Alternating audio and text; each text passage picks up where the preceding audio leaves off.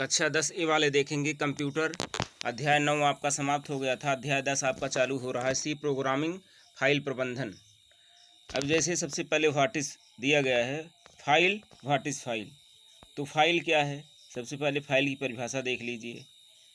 जैसे कोई file disc पर एक ऐसा स्थान है जहां आपस में संबंधित डाटा का एक समूह स्टोर किया जाता है। फाइलों का उपयोग करने से हमें अनेक प्रकार के लाभ भी होते हैं। फिर से देखिए, फाइल, कोई फाइल डिस्क पर एक ऐसा स्थान है जहां आपस में संबंधित डाटा का एक समूह स्टोर किया जाता है। अब है, अभी तक हम लोगों ने स्कैन एफ और प्रिंट एफ फंक्शनों का उपयोग करके डाटा को पढ़ने और लिखने में किया है। ये दोनों फंक्शन टर्मिनल से लिखे गए ये दोनों फंक्शन टर्मिनल के लिए लिखे गए हैं, जो हमेशा टर्मिनल का उपयोग, टर्मिनल का मतलब कुंजी पटल या मॉनिटर का उपयोग करते हैं। यदि डाटा का आकार कम है तो हमारा कार्य केवल इसी से चल जाता है, परंतु वास्तविक समस्याओं में डाटा का आकार बहुत अधिक होता है। इसलिए ऐसी स्थिति में केवल टर्मिनल पर इनपुट आउटपुट करने से कार्य नहीं हो सकता। इसके दो कारण हैं। जैसे अभी तक हम लोगों ने स्कैन एफ और प्रिंट एफ फंक्शनों का उपयोग करके डाटा को पढ़ा है और लिखा है। ये दोनों फंक्शन टर्मिनल के लिए लिखे गए होते हैं। टर्मिनल का मतलब कुंजी पटल के लिए। लेकिन अधिक आपको डाटा लिखना है तो उसके लिए आपको फाइल की व्यवस्था करनी पड़ेगी। क्योंकि कंप्यूटर पे जब कोई कार्य हम करते हैं, जैसे ही कंप्यूटर बंद होता है सारा डाटा मिट जाता है। इस वजह से कंप्यूटर में फाइलों की आवश्यकता होती है और उन फाइलों को स्टोर करने के लिए जैसे मेमोरी की आवश्यकता होती है। अब इसमें देखो, जैसे टर्मिनल पर इनपुट आउटपुट से कार्य नहीं हो सकता अगर ज़्यादा आकार दिया गया है डाटा का, तो इसके दो कारण हैं।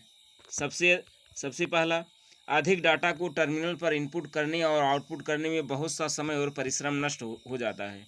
कहने का मतलब है, जब एक पेज या 2 पेज 3 पेज से अधिक डाटा होता है तो इसको लिखने में बहुत ज़्यादा परिश्रम और समय ज़्यादा लगता है।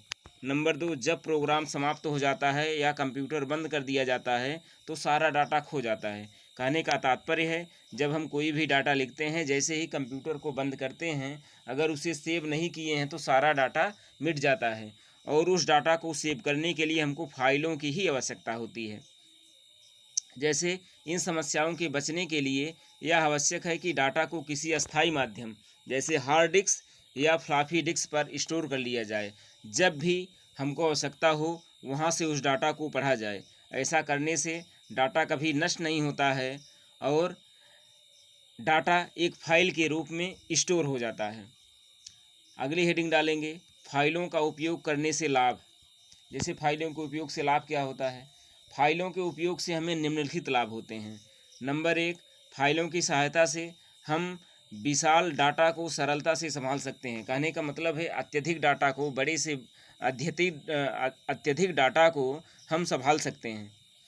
हम उसको सुरक्षित रख सकते हैं फाइलों में स्टोर करके, सेव करके। नंबर 2, डाटा को फाइलों के रूप में किसी बाहरी माध्यम पर अस्थायी रूप से स्टोर किया जा सकता है। जैसे डाटा को फाइलों के रूप में किसी बाहरी माध्यम पर, जैसे हार्ड डिस्क हो गया, फ्लॉपी डिस्क हो गया या कम्पैक्ट डिस्क हो गया, हमको कंप्यूटर में रखने की आवश्यकता नहीं पड़ेगी। बाहरी रूप में भी उसे स्टोर करके हम बाहर रख सकते हैं। तीसरा है, स्टोर किए गए डाटा को आवश्यकता पड़ने पर कभी भी पढ़ा या निकाला जा सकता है। जो भी डाटा हम स्टोर करते हैं उस डाटा को हम कभी भी आवश्यकता पड़ने पर पढ़ सकते हैं और उसे निकाल करके किसी को भी दिखा सकते हैं। अगला नंबर, एक ही फाइल में स्टोर किए गए डाटा को अनेक प्रोग्रामों द्वारा उपयोग किया जा सकता है। कहने का मतलब है, कोई फाइल अगर आप स्टोर किए हैं तो उसको अनेक डाटा या अनेक प्रोग्रामों द्वारा उपयोग किया जा सकता है। कहने का मतलब है, कोई एक प्रोग्राम में उसका उपयोग नहीं होता है। जिस प्रोग्राम में उसकी आवश्यकता पड़ेगी उसका उपयोग हम कर सकते हैं।